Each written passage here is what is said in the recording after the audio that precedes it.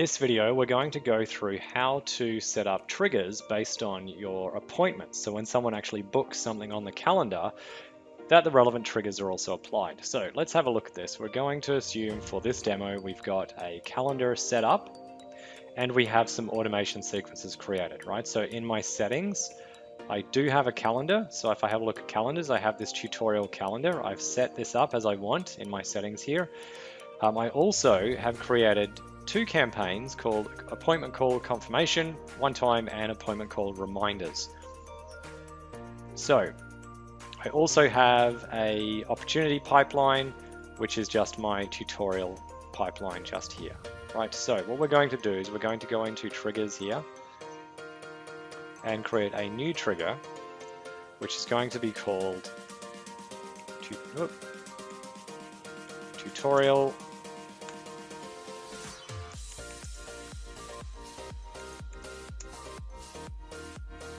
appointment booked trigger. So this is my tutorial appointment book trigger. So these are the actions that will happen when somebody books on this appointment. So I select the trigger appointment just here, and then I add a filter, and the filter is appointment status is, and I hit confirmed. So if you remember on the calendar settings, it's likely that you have set your appointments to auto confirm.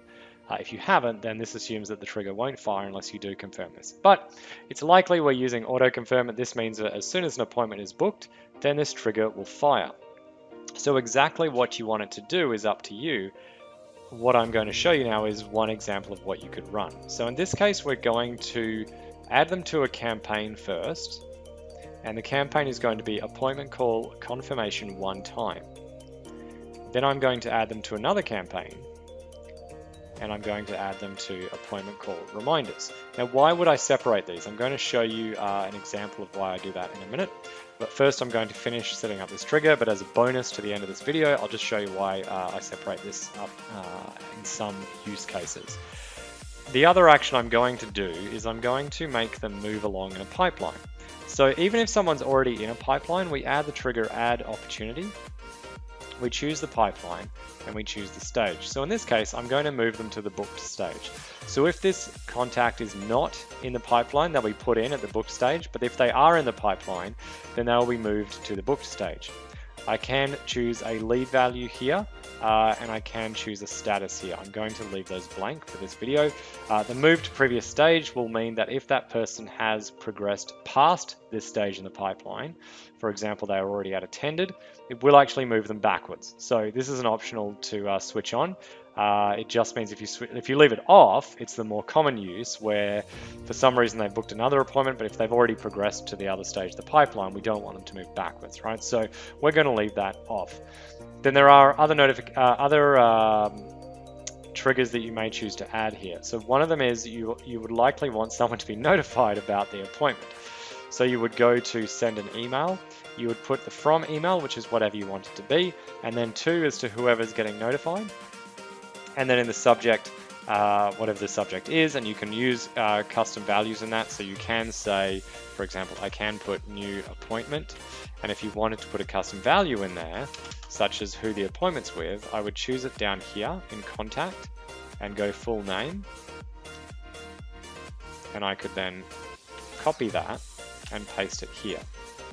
Other settings I may want to do, I might just want to put in here and I might say new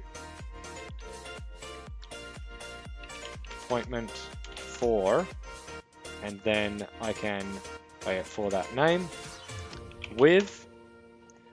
And if you had calendars for different team members, you could choose the calendar. So I could put the calendar name in here, and then I can say at, and then I go custom values, and I go to the appointment option, and I select start date time. So you can use all these other links as well, but I'm just going to put start date time here. Email and phone. Right, so if you wanted to, you can also have the contact's details come up in here. It's possibly not necessary, however, you can choose to do it. One use case for this, when you're putting in these details in the notifications, is in the next step. So first of all, I'm going to save email. But say, for example, you have appointments that can be booked within 2 hours or even within the hour for a phone appointment. then you might want to be notified via SMS, and maybe, oh hang on, look, I've made an error here, so I'm going to make a note here, demo@gmail.com, demo@gmail.com, just so it lets me actually save it. Okay, you might want to be notified via SMS, and perhaps you just need the information, like for some reason you just want their phone number straight away. So you can do that, so you could say send an SMS. You'd put in the phone number of where you want that to go, and you could just say, keep this really brief, booking, start date time, with contact, full name, on, contact, phone number. Right, so literally this person, whoever gets this SMS, would just get booking, and it would put in the date and the time with the name of the person who booked it, and it would also put their phone number on there. So that's another option you can do. I'm not going to save that because I'm not going to put a random number in, so I'm just going to delete that. Now, the other one that you may choose to use with this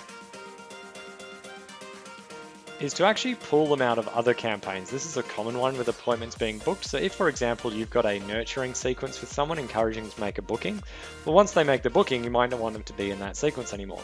Now, I've actually made an error here because I've already put them in to these additional campaigns. So if I now add another trigger down here to remove them from all campaigns, it will remove them from these sequences of call reminders. Okay, so this may sound a bit confusing. So what we will do is we will go back a step here, and I'll just explain to you what these are doing. So if this is active, I don't need to hit save here.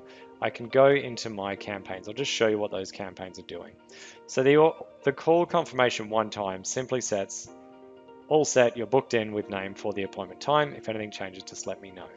Now, the reason I have this set separately is I may choose to have this to not allow multiple. And what it means is if I reschedule someone, they don't get the identical message, I could just manually send them something that might make more sense.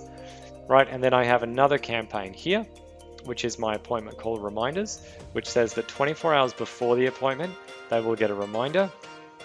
2 hours before, they get another reminder, and 10 minutes before, they get a reminder. So what I'm saying is you don't want to remove them from this campaign, because if you just added them and you just remove them, they won't get any of these messages. So what we do is we make sure that we set up our trigger in the correct sequence. So we go back to our triggers here. Let's have a look at our tutorial appointment book trigger. So I'm going to remove the add to campaigns here. They can still be added to the opportunity, that's fine. But then I'm going to add an action down here to remove them from all campaigns that they're in. Now, if you've got multiple campaigns, you may choose to be a bit more precise with this and say, I'm going to remove them from the demonstration campaign sequence, if that's what, if that's what my lead nurturing sequence was. And in fact, you could do that in that order, that would be fine. But if you just want them taken out of everything, then you would just say, I'm going to remove them from all my campaigns. And then after that step is done, I'm going to add them to my one time, and I'm going to add them to my call reminders, just like that. And these will actually happen in sequence, so therefore they'll be removed from all campaigns, then they'll be added to this campaign, then they'll be added to this campaign.